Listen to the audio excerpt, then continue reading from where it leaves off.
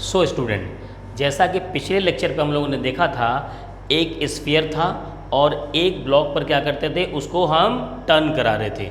लेकिन उस वक्त जो फोर्स लगा था वो इस सरकमफेरेंस पर यानी पॉइंट सी पर लगा था और हॉरिजॉन्टल लगा था। उसी क्वेश्चन में चेंज किया गया। चेंज करके इस क्वेश्चन में कह रहा है कि वो जो फोर्स पी यहाँ लगा था हॉरिजॉन्टली, उसको इसके सेंटर पर लगाया जाए तो पी की वैल्यू क्या होगी। उसके बाद फिर एक और क्वेश्चन कर रहे हैं, है ना। तो पहले हम पी फाइंड कर लेते हैं, फिर क्वेश्चन में चेंज क्या है वो भी देखते हैं। तो जाहिर सी बात है, अगर पी यहाँ पर लगा तो देखिए जैसे ही ये टर्न करेगा तो यहाँ से तो कांटेक्ट खत्म हो गया, तो यहाँ से कोई रिएक्शन निकलेगा। लेकिन जो बी से रिएक्शन निकलेगा, पिछले बार वो रिएक्शन सी से पास कर रहा था। क्यों? क्योंकि बाकी दोनों फोर्सेस पॉइंट सी से ही पास कर रहे थे। जैसे इसका वेट होगा W, नीचे की तरफ W और एक P ये, अगर P यहाँ लगा था तो P और W तो एक ही पॉइंट पे पास करें ना। इस बार P यहाँ लग रहा है तो दोनों फोर्स क्या है, पॉइंट O से पास कर रहे हैं। तो जाहिर सी बात है जो रिएक्शन भी निकलेगा वो इधर की तरफ निकल जाएगा और वो होगा RB। अब मैं इसको यहाँ पर क्लियरली ड्रॉ कर दे रहा हूँ। आपके पास P ये रहा एक वर्टिकल से, ये रहा W और हमारे पास है ये रहा RB, ठीक है। अब यहाँ पर क्या करते हैं, हमें एंगल की ज़रूरत पड़ेगी। अगर ये एंगल मिल जाए तो हमारा काम बन जाएगा। इस एंगल का मतलब ये हुआ ये एंगल, इस एंगल का मतलब क्या हुआ, ये एंगल पता चल जाए। अब ज़रा इस ट्रायंगल को बना लेते हैं हम, यहाँ पर इस ट्रायंगल को बना लेते हैं। ये रहा पॉइंट O, M और B। ये कैसे मैंने सॉल्व किया था, पिछले न्यूमेरिकल पर बहुत ही डिटेल में समझाया हुआ है। मैंने वहाँ पर MB की वैल्यू पता किया था, वो था 34.64। मैंने उसमें 6 लिखा था, 64 होगा। और यहाँ पर क्या होगा, ये 20 है। अब अगर आपको ये थीटा पता करना है तो थीटा के सामने एंगल होता है और थीटा के सामने साइड होता है परपेंडिकुलर, और ये रहा हमारे पास बेस, ये रहा हमारे पास बेस। तो बेस को ना पता करके अगर हम इसको लिख लें, मान लीजिए ये क्या है 40, ये रेडियस ही तो है 40, तो यहाँ पर मैं लगा सकता हूँ, यहाँ पर थीटा के सामने परपेंडिकुलर, तो मैं यहाँ पर लगा सकता हूँ, इसकी ज़रूरत भी नहीं पड़ेगी। जैसे मैं लगा दूंगा, अगर cos theta is equal to base upon hypotenuse 20/40, तो थीटा की वैल्यू क्या होगी, ये 0.5 हो गया ना, और थीटा 1/2 किस पे होता है, 60 डिग्री पर। तो एंगल हमारे पास कितना आ गया 60, यानी हम लिख देंगे 60 डिग्री। अब आप क्या कर सकते हैं, इसको लामीज़ थ्योरम लगा करके इजीली सॉल्व कर सकते हैं। मैं लेक्चर को ज़्यादा लंबा नहीं करना चाहता वीडियो लेक्चर, इसलिए मैं इसको यहीं पर ड्रॉप कर रहा हूँ। कैसे करेंगे, ये टोटल हो गया 150, ये एंगल 90 और ये एंगल हो जाएगा 90 + 30 120। अब आप सॉल्व करेंगे तो आपको P की वैल्यू इतना आएगा 5196। कैसे, लामीज़ थ्योरम लगा करके आपको सॉल्व करना है। कैलकुलेशन हमेशा खुद से किया करिए, ताकि एग्ज़ाम में पेन उसी का चलता है जो पूरे सेमेस्टर अपनी रफ कॉपी में पेन चलाते हैं, है ना। तो उनका पेन एग्ज़ाम में भी चलता है, इसलिए अपनी क्लास में अपने घर पर पेन और दिमाग दोनों चलाइए, ताकि एग्ज़ाम में दिमाग के साथ साथ पेन भी चले। अब देखिए यहाँ पर इस क्वेश्चन में एक चेंज किया गया। उसने कहा कि also determine the least force and it's line of action at the roller centre.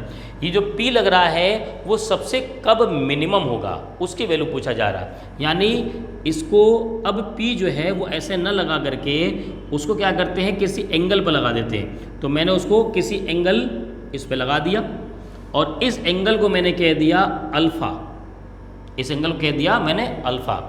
अब हम क्या करेंगे, यहाँ पर इस P की वैल्यू निकालेंगे और P मिनिमम निकालेंगे। तो देखिए मैं क्या कर सकता हूँ, अल्फ़ा को छोटा लिख करके यहाँ से एक परपेंडिकुलर ड्रॉ कर दे रहा हूँ मैं, ये परपेंडिकुलर हुआ और ये हो गया N, ठीक है। अब देखिए हम क्या कर सकते हैं, इस पॉइंट B के अबाउट मोमेंट ले लेते हैं, जैसे पिछले बार लिया था। तो अगर मैं मोमेंट लूँगा पॉइंट B के अबाउट, तो ये देखिए ये क्या करेगा, पॉइंट B, ये P है, इसको क्लॉकवाइज रोटेट करेगा, तो P इंटू डिस्टेंस NB हो जाएगा। मैं लिख दूंगा P इंटू डिस्टेंस NB, और RB तो पॉइंट B से पास कर रहा है ना, तो परपेंडिकुलर डिस्टेंस 0। एक और फोर्स है W, ये इस पॉइंट को फिक्स करेंगे, W इसको एंटी क्लॉकवाइज घुमाने की कोशिश करेगा, तो ये हो गया माइनस, और W इंटू W की लाइन ये रही और ये पॉइंट, तो परपेंडिकुलर डिस्टेंस MB बना, तो यहाँ पर हो गया M B is equal to 0।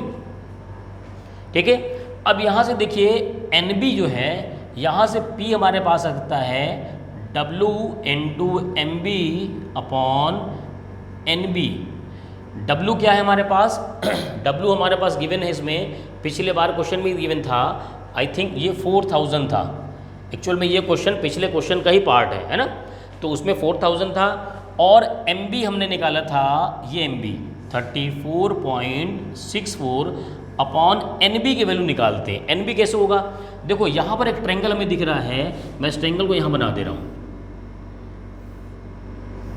ये रहा ओ एन बी, ये परपेंडिकुलर है, ये अल्फ़ा है।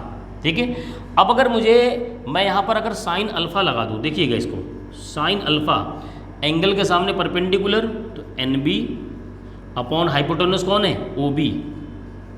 देखिए यहाँ से एन बी की वैल्यू आ गई ओ बी साइन अल्फ़ा।